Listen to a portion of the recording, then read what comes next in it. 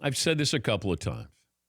If LeBron is mailing it in and he's disengaged and he knows that that coach isn't going to be there and some of those players aren't going to be there, can you just fake it? Like just give me a little bit of team camaraderie, but don't turn your back on the huddle. And just really hang out. Like, wait, what are you proving? Can't you just hum a song or something, or just give the impression that you actually care a little bit? You know, watch the Knick dancers or just something. Here's Walt Frazier, the Knicks announcer, Hall of Fame guard, calling out LeBron. You're the face of the NBA. I think you should be more a part of your team, folks. No matter what is going on in the public, you got to be a part of the team. Maybe in the locker room, you're not, but you have to exude that type of togetherness in public, folks. And right now, we see he doesn't really care. Yeah, it was embarrassing. You know, we point out Rondo sitting down the bench a couple of weeks ago, disengaged. You know, this is LeBron's team. At least I think it is. But you know, you want these kids to have. I would hope that you would go, boy, I hope they respect me. I hope that they, look back on their careers one day and say they got to play with the best player in the game. But maybe not. Maybe it's easy for him to act like he doesn't like them or doesn't want to like them because he knows that they're going to be traded. And Luke Walton is trying, you're trying to have decorum. You're trying to have, an atmosphere that looks like he's in control. Here's LeBron James after the game. Listen, at the end of the day, this franchise wants to win and wants to win big. And the one thing about it, the franchise, they cater to the players, and that's it. And everything else comes secondary. They only want us to go out and perform at a high level and play the game at a high level so we can, be mentioned with some of the great teams that's in the league at that point in time. So, like I said, it's a lot of great free agents in this summer.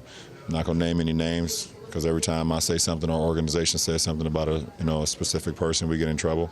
But we have an opportunity to get better, and that's that's something that it's definitely great to know that when you have an opportunity to get better from a personnel standpoint. Now he's saying what we know, but he's making it too obvious that he is looking ahead to next year. He doesn't care about this year. He doesn't care how it looks. He doesn't care the optics where he's not involved, disengaged. But you know what? Luke Walton's going to lose his job. And you have some of these younger players who are going to be traded. But in the meantime, is it asking that much to just be involved? And maybe he doesn't care. Because you can't say, oh, the media is reading into this. Oh, the media is creating it. No, you're creating it. So you can't. Did anybody ask him why he wasn't in the huddle? Did we see a game recap where somebody said, LeBron, you weren't even in the huddle. Why was your back to the huddle? And maybe people don't want to or afraid to, but where's Bill Plaschke? He would ask, what are you doing? Why aren't you engaged with the team? Because I think that's important as you move forward. And if I'm a free agent, I'm looking at this going, why do I want to get involved in this? Now, what changes? If we don't play well, then what happens here? Am I expendable?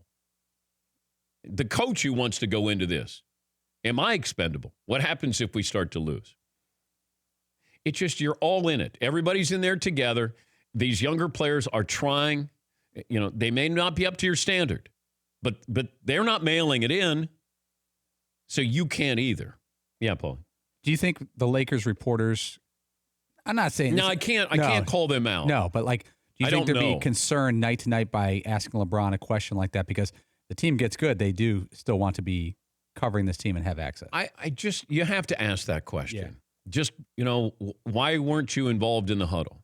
Now he might say he might have some reason. I don't know, but I'm surprised that it's so obvious. That's the thing.